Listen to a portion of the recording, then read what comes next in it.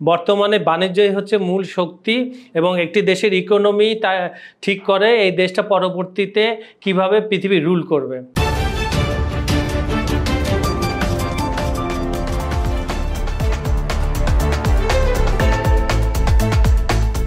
সুপ্রিয় দর্শক, খবর সংযোগ শোর নিয়মিত আয়োজন বিশ্ব সংযোগে আপনাদের স্বাগতম। দর্শক, আজ আমরা আন্তর্জাতিক প্রেক্ষাপটে একটি গুরুত্বপূর্ণ খবর আপনাদের জানাবো। চলুন তাহলে খবরে চলে যাই। পবিত্র ঈদ উল আজহা উপলক্ষে তুরস্কের প্রেসিডেন্ট রিসেপ তাইয়েপ এরদোগান ও পাকিস্তানের প্রধানমন্ত্রী শাহবাজ শরীফ ফোনে একজন আরেকজনকে শুভেচ্ছা জানিয়েছেন। এটা স্বাভাবিক, এটাকে নর্মালি কার্টেসি বলা হয়। এই ফোন কল আসলে শুভেচ্ছা বিনিময় নয়, বরং দুই দেশের মধ্যে দীর্ঘদিনের বন্ধুত্বপূর্ণ সম্পর্ক আরও জোরদার করার দিকে ইঙ্গিত করছে। দর্শক, আমরা সবাই জানি এই দুই দেশ অনেক আগে থেকে বন্ধুত্বপূর্ণ সম্পর্ক এবং একে অন্যকে সবসময় আপনার যে কোনো বিষয়ে সাপোর্ট করে থাকে। তো দেখি এদিকে আবার কি বলা হচ্ছে। তুরস্কের রাষ্ট্রীয় বার্তা সংস্থা আনাদুল এজেন্সির খবরে জানায়, এরদোয়ান ও শাহবাজ আঞ্চলিক ও বৈশ্বিক ইস্যু নিয়েও আলোচনা করেন। তুরস্কের প্রেসিডেন্ট যোগাযোগ অধিদপ্তর এক্স পোস্ট করা হয়, যেখানে প্রেসিডেন্ট এরদোগান বলেন, তুরস্ক ও পাকিস্তানের প্রাচীন ও পরীক্ষিত বন্ধুত্ব সাম্প্রতিক কার্যকর পদক্ষেপের মাধ্যমে আরও দৃঢ় হয়েছে।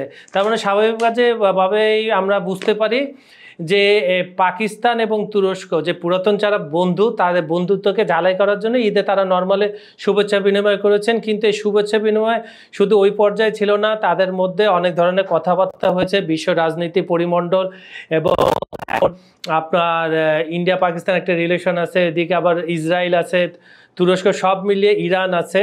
সব মিলিয়ে তাদের সাথে মোটামুটি এই আলোচনার পিছিয়ে আরও আলোচনা হয়েছে, যা বিভিন্ন সংবাদ মাধ্যমে আসছে। তো এরদোগান বলেন, তাদের বন্ধন শুধু রাজনৈতিক নয়, সাংস্কৃতিক, ধর্মীয় ও কৌশলগত দিক থেকেও অটুট।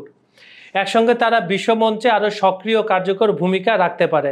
দর্শক মণ্ডলী, যে কথাটা আমি আগেই জানালাম যে দুইটা শক্তিশালী দেশ, তাদের ধ্যান ধারণা অনেকটা একই রকম এবং একজন আরেকজনের বিপদে ঝাঁপিয়ে পড়ে সমর্থন দেয়।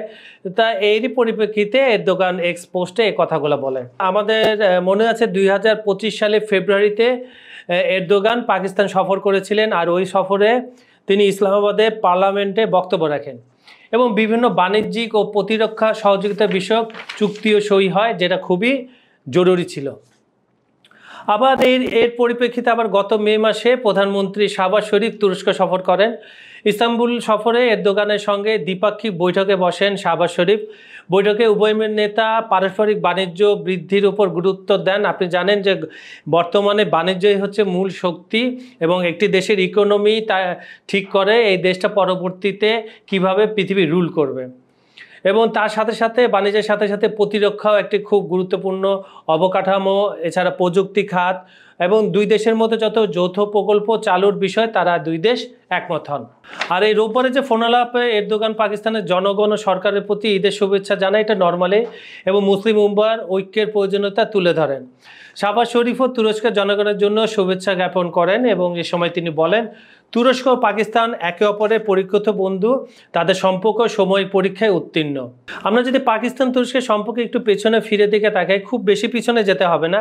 আপনার গত 22শে এপ্রিল যখন কাশ্মীরের পালগায় বন্দুক হামলায় 26 জন পর্যটন নিহত হয়, আর এই ঘটনার জন্য পাকিস্তানকে সরাসরি দায়ী করে ক্ষেপণাস্ত্র হামলা চালায় ভারত। আবার এদিকে পাল্টা জবাবে ড্রোন হামলা চালায় ইসলামাবাদও। পরে অবশ্য যুক্তরাষ্ট্রের মধ্যস্থতায় যুদ্ধবিরতিতে সম্মত হয় ভারত ও পাকিস্তান। কিন্তু দুই দেশের মধ্যে কয়েকদিন সংঘর্ষ সংঘাতে তুরস্ক কিন্তু খোলাখুলিভাবে পাকিস্তানকে সমর্থন করে। তবে যুদ্ধবিরতি ঘোষণা আসার পর তুরস্ক এই সিদ্ধান্তকে স্বাগত জানিয়েছিল এবং বলেছিল দুই দেশের উচিত এই সুযোগকে কাজে লাগিয়ে সমস্যা সমাধানের সুস্থ ও সরাসরি আলোচনা শুরু করা। কিন্তু পাক ভারত সংঘর্ষ চলাকালে যখন বিশ্বের প্রায় সব দেশ নিরপেক্ষ ভূমিকা পালন করেছে, সে সময় তুরস্ক খোলাখুলিভাবে পাকিস্তানের পক্ষ নেয়। অনেকেই বলছে পাকিস্তান ইন্ডিয়া যে সীমিত সময় যুদ্ধটা হয়েছিল, সেখানে তুরস্কের ড্রোন সারা বিশ্বে প্রচুর বিখ্যাত, এর কার্যকারিতা দারুণ। তো এই তুরস্কের ড্রোন পাকিস্তান ব্যবহার করেছিল, এই ধরনের একটা কথা শোনা যায়। তো আমরা যাক, আন্তর্জাতিক কূটনৈতিক অঙ্গনে যেখানে নানা জটিলতা ও দ্বন্দ্ব বিদ্যমান, সেখানে তুরস্ক ও পাকিস্তানের এই ধরনের সৌহার্দ্যপূর্ণ যোগাযোগ তাদের ঐক্যের বার্তাই বহন করে। দুই দেশের বন্ধুত্ব শুধু রাজনৈতিক সৌজন্য নয়, বরং একটি দৃঢ় কৌশলগত অংশীদারিত্বের প্রতীক হিসেবেই বিবেচিত হচ্ছে। সুপ্রিয় দর্শক, এতক্ষণ সঙ্গে থাকার জন্য ধন্যবাদ। আমাদের ভিডিওগুলো লাইক করবেন, শেয়ার করবেন, কমেন্ট করবেন এবং আমাদের এই বিষয় সংযোগে আপনারা যদি কিছু জানতে চান তাহলে আমাদের কমেন্টে লিখুন। আমরা চেষ্টা করব সেই বিষয় নিয়ে আপনাদের সামনে পরিপূর্ণ তথ্য উপস্থাপন করা। তা আপনারা ভালো থাকবেন। এতক্ষণ আপনাদের সঙ্গে ছিলাম আমি, কাজল হায়দার।